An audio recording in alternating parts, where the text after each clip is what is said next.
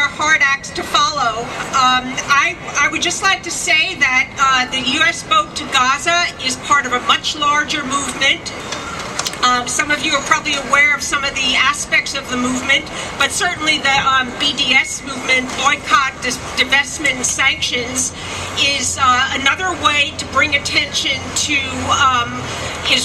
Israel's illegal activity around Palestine. There's been a lot of organizing in this country. The group that I've been involved with, Jews Say No, goes out on the street to do street theater about once a month. And it's been quite amazing to see how, at the very beginning, we were spit upon. I would say that there were very few people who came up and said, this is great, but as time has passed, that situation has changed enormously. And I think that that is all because of the activism that's taken place around, Gaza. Also part of this movement are the demonstrations that take place in Palestine and Israel against the apartheid wall. And Emily is a good example of what happens at those demonstrations. They are nonviolent demonstrations. And as you know, Israel threw a canister of tear gas, I guess it was, rather than throwing it up in the air. Not that it's a great thing to do in any case, but it's clear that they intended to throw it at the people in the demonstration. So this is a very important next step towards getting justice for Palestine, and I think it's great that you're all here, and I hope that you'll all be activists in any way you can around this issue. Thank you for coming.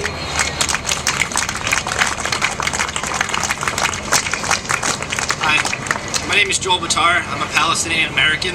I've been organizing around this issue on campus since Israel invaded the Gaza Strip in December 2008 in what it called Operation Cast Lead. During this attack, Israel killed over 1,400 people. Between 500 and 800 of them were civilians, using the most advanced and terrifying pieces of military technology known to man. During those 22 days of death and destruction, Predator drone missiles were dropped on the heads of children playing on rooftops. White phosphorus was deployed on schools, hospitals, and UN facilities. Women and children waving white flags were gunned down. Electrical plants were bombed. Palestinians were used as human shields by the IDF, and thousands of homes were bulldozed. Worst of all, this military operation was largely financed by the United States government, with the tax money of U.S. citizens. The tools of destruction, F-16 fighter jets, Apache attack helicopters, white phosphorus, and D-9 armored bulldozers were all made by the United States corporations and paid for with our tax money. Because Israel has prohibited goods and reconstruction materials from entering the Gaza Strip, an immense humanitarian crisis now exists there. As people of conscience, we withdraw our complicity from these crimes against humanity and stand in solidarity with the Palestinian people. What we're doing is radical. The word radical comes from the Latin word root. It also means favoring drastic change.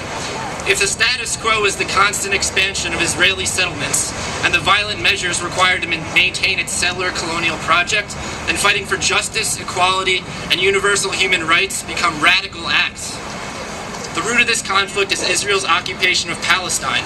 We must act in ways that will help to bring an end to it. In addition to the global boycott, divestment, and sanctions movement against Israel, the Free Gaza Flotilla is an effective method in pressuring power systems to drastically change. The second flotilla is the next step in what has become a diverse assortment of tactics designed to bring about a just resolution of the Israel-Palestine conflict. College campuses have begun divesting from companies that are profiting from the occupation. Picketers prevented a cargo ship from unloading its supplies in Oakland recently. And mass actions have been taking place all around the world. In whatever tactic we choose, our goal should be to apply pressure on badly behaving governments and to help the Palestinian people liberate themselves from oppression. Thank you.